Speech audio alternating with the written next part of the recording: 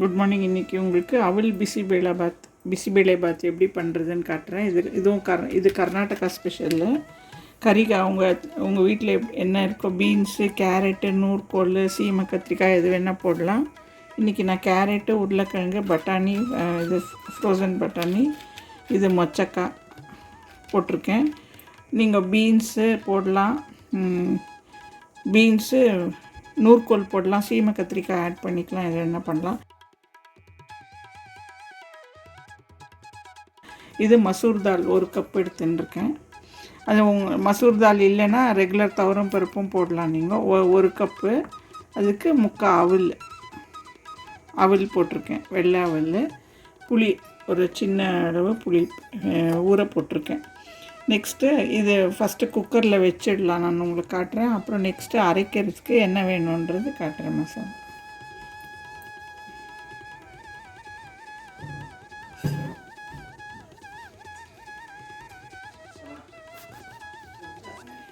இப்போ இந்த மசூர் தாலில் நல்லா 2 வாட்டி வாஷ் பண்ணிவிட்டு தண்ணி விட்டுடலாம். குக்கரில் 2 கிளாஸ் தண்ணி இந்த கறிகாலாமும் ஆட் பண்ணிடலாம். இதில்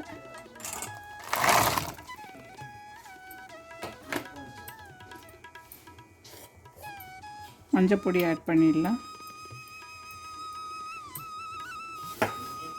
இது அவல் உங்களுக்கு வேண்டான்னாக்கா, பிடிக்காதவா ரைஸ் ஆட் பண்ணிக்கலாம். சேம் அதே அரிசி போட்டு இதோடையே களைஞ்சி இதோடையே வச்சுடுங்க. வச்சுட்டு 3 சவுண்டு கொடுத்துடலாம். ஒரு நெல்லிக்காய் சைஸ் புளி ஊற போட்டுக்கோங்க. அப்புறம் இந்த அவலில் நான் ஒரு இதில் போட்டு நல்லா ஒரு 2 வாட்டி வாஷ் பண்ணிவிட்டு ஊற வச்சுக்கலாம். இதையும் இப்போ இது பருப்பும் காயும் நல்லா வெந்துட்டுருக்கு. குக்கரில் சவுண்டு வரத்துக்குள்ளே நம்ம அடுத்த ஸ்டெப்பு வறுத்துக்கலாம். அதுக்கு வேணுங்கிற சாமான்லாம்: தனியா 2 ஸ்பூனு, கடலைப்பருப்பு 2 ஸ்பூனு, வெந்தயம் 1/2 டீஸ்பூனு, கொப்பரை தேங்காய், உணர்ந்த தேங்காய் இருக்குது இல்லையா, அது ஒரு ஃபுல்லு மூடி எடுத்து, ஹாஃப் மூடி ஃபுல்லு துருவி வச்சுருக்கு. மிளகா ஒரு 15, நம்ம காரத்துக்கு ஏற்ற மாதிரி. அப்புறம் இது பட்டை, லவங்கம், ஏலக்காய் நாள், இதெல்லாம் வறுத்துக்கணும் நம்ம. இப்போ சாமான் இப்போ காட்டுறேன் பாருங்கள். தனியா இதை பொடியை நீங்கள் ஜாஸ்தியானாலும் பரவாயில்ல, நீங்கள் பண்ணி வச்சுக்கலாம். வீட்டில் என்னைக்காவது அர்ஜென்ட்டுக்கு யூஸ் பண்ணிக்கலாம்.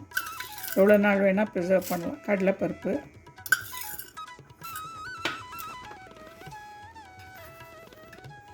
வெந்தயம் 1/4 டீஸ்பூன் தான்.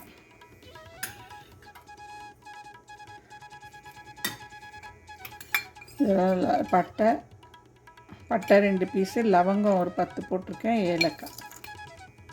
இதெல்லாம் வறுத்துக்கலாம் நம்ம. இப்போ கடலைப்பருப்பு சேப்பாகிற வரைக்கும் வறுக்கணும். கொஞ்சம் ஒரு 1/2 டீஸ்பூன் எண்ணெய் விட்டு வறுத்துக்கோங்க. நல்லா சேப்பாக சீக்கிரம் வறுபட்டுடும். இந்த பொடியை கொஞ்சம் கூட பண்ணி வச்சுருந்தாலும் இருக்கும் மாதக்கணக்கில், ஒன்றும் ப்ராப்ளம் இல்லை.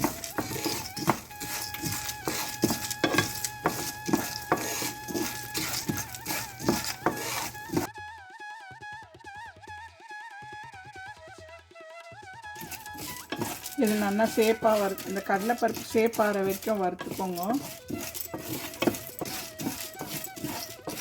தீயாமல் வறுத்துக்கணும்.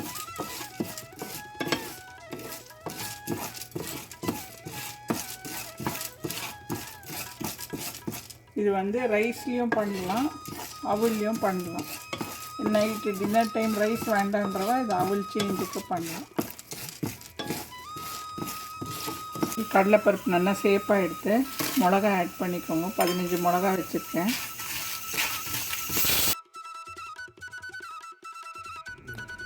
இல்லை, லவங்கமும் போட்டு வறுத்து அரைக்கிறதுனால மிளகாவை பார்த்து போட்டுக்கோங்க.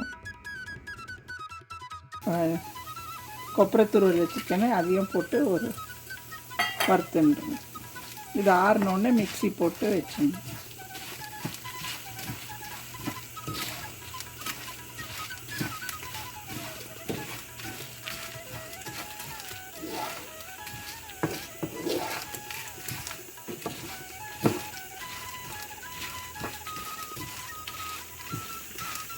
இதை அடுப்பு அணைச்சிடுறேன்.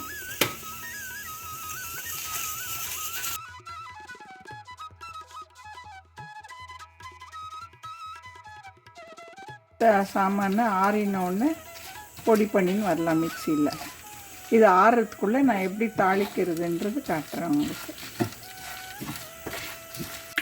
அடுத்த ஸ்டெப்பு எண்ணெய் தாளிச்சு கொட்டிருக்கேன். கொஞ்சம் நெய்யும் சேர்த்துக்கோங்க, வாசனையாக இருக்கும்.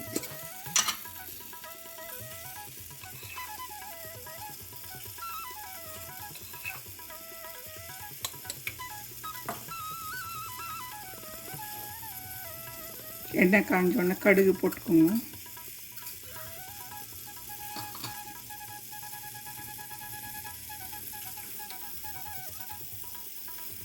பெருங்காயம்,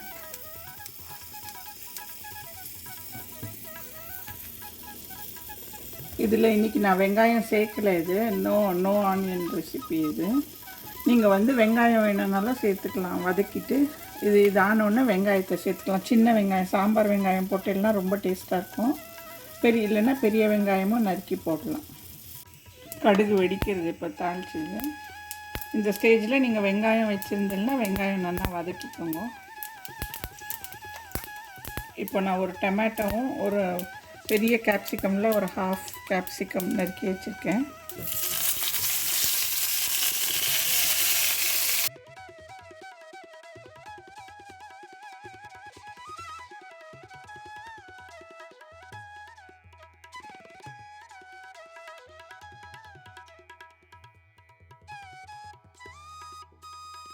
கேப்சிகமும் டொமேட்டோவும் நல்லா வதங்கிடுச்சு.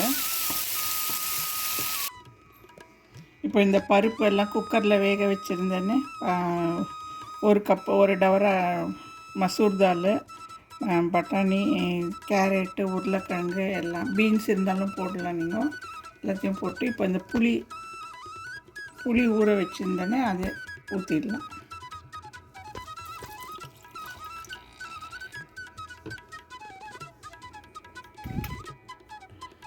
அது புளி ஊற வச்சதை ஊற்றியாச்சு. இதுக்கு வேணுங்கிற உப்பு,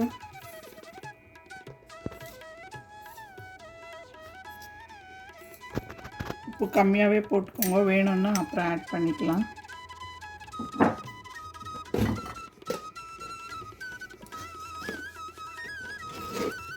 கொஞ்சோண்டு வெல்லம்,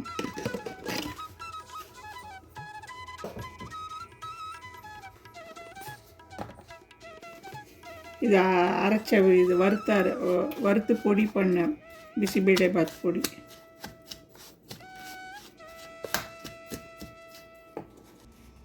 இந்த அரைச்ச பிசிபேலாபாத் பவுடரை ஆட் பண்ணிவிடுங்க.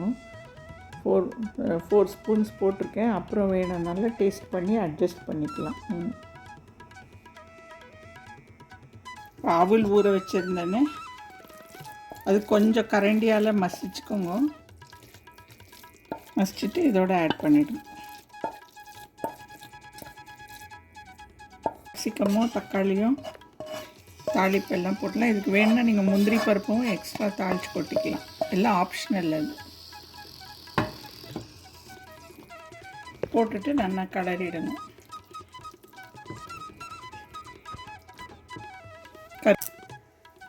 கருவேப்பிலையை நல்லா போட்டுடுங்க. இப்போ அவல் பிசிபேலாபாத் ரெடி ஆகிடுது. இது நோ ஆனியன் ரெசிபி. இது உங்களுக்கு வேணும்னா ஆனியனையும் ஆட் பண்ணிக்கலாம். ஆனியன் போட்டால் நல்லாயிருக்கும். சாம்பார் வெங்காயம் பண்டிகை நாளில் எல்லாம் பண்ணோன்னா நீங்கள் இந்த மாதிரி பண்ணிடலாம். ரொம்ப நல்லாயிருக்கும். இது காரா பூந்தி வச்சு சர்வ் பண்ணணும். நெய் போட்டுட்டு காரா பூந்தி மேலே தூவிட்டு சர்வ் பண்ணணும்.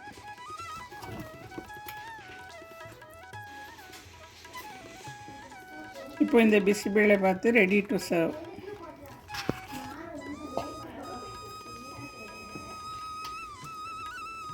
நான் ஒரு பிளேட்டில் இது எப்படி சர்வ் பண்ணுறதுன்னு காட்டுறேன் உங்களுக்கு. போட்டுட்டு நெய் போட்டுட்டு காரா பூந்தி அது மேலே எப்படி தூவி